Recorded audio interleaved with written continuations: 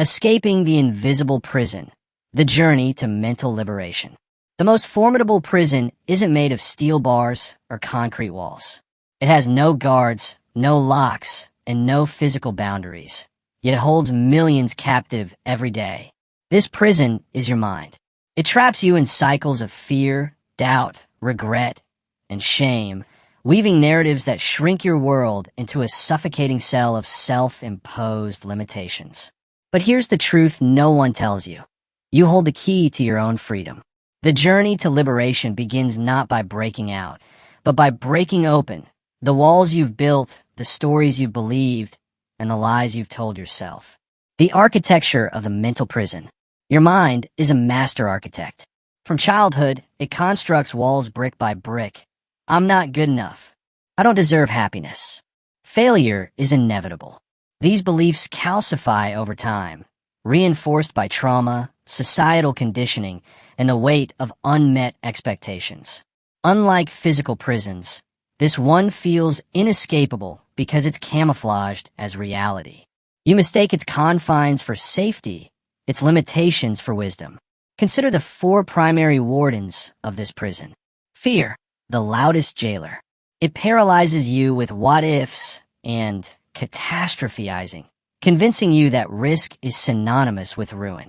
The past, a ghostly guard.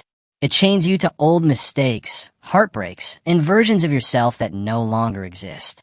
Societal scripts, the invisible rules. You must achieve X by age Y. Success looks like Z. These scripts turn life into a suffocating performance. Self-doubt, the silent saboteur. It whispers, "Who do you think you are?"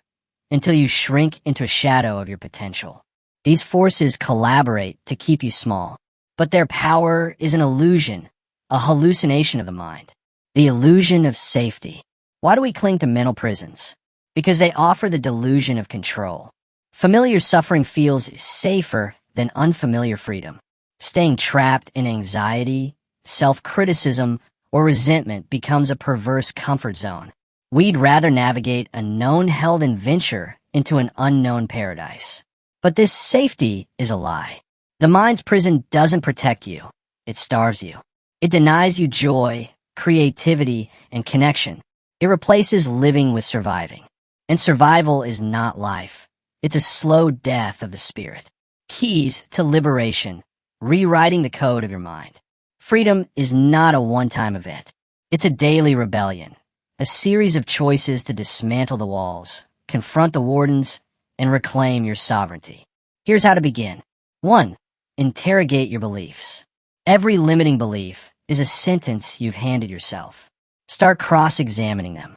Is this thought true? Or is it a story I've inherited? What evidence proves this belief? What disproves it? For example, if you believe, "I'll never succeed," list moments you've overcome obstacles. Reality is often kinder than your mind's narrative. 2. Embrace radical responsibility. Victimhood fuels the prison. Blaming others or circumstances surrenders your power. Instead, ask, what part of this situation can I influence? Even in chains, you choose how to respond. As Viktor Frankl, Holocaust survivor and psychologist, wrote, between stimulus and response, there's a space. In that space is our power to choose. 3. Rewrite the scripts. Society's rules are optional. Reject the timelines, definitions of success, and shoulds that don't resonate. Create your own metrics for fulfillment. If life were a book, you're the author, not a side character in someone else's story. 4. Befriend your shadows. The parts of yourself you deem unacceptable, anger, vulnerability, ambition, are not flaws. They're suppressed power. Integrate them through self-compassion. As Carl Jung said, until you make the unconscious conscious, it will direct your life, and you will call it fate. 5. Cultivate mindful awareness. The prison thrives in autopilot. Mindfulness, observing thoughts without judgment, exposes the mental chatter as background noise, not truth. Meditation, journaling, or simply pausing to breathe creates space between you and your thoughts.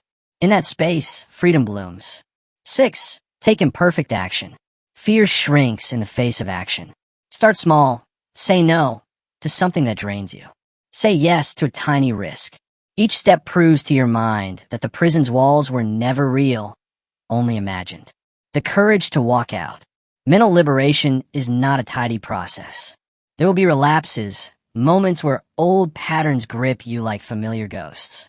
But every time you choose curiosity over fear, self-compassion over shame, or courage over complacency, you weaken the prison's hold.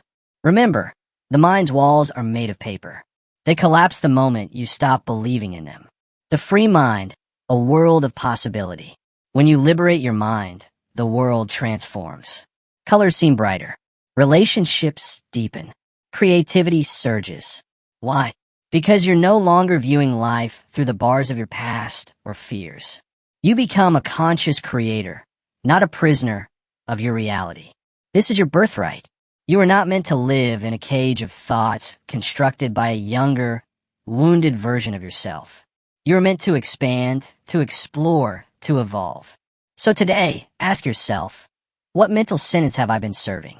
And then, with the ferocity of someone who refuses to die in chains, walk out. The door is already open. All you have to do is step through. Break free. The world needs the unchained version of you.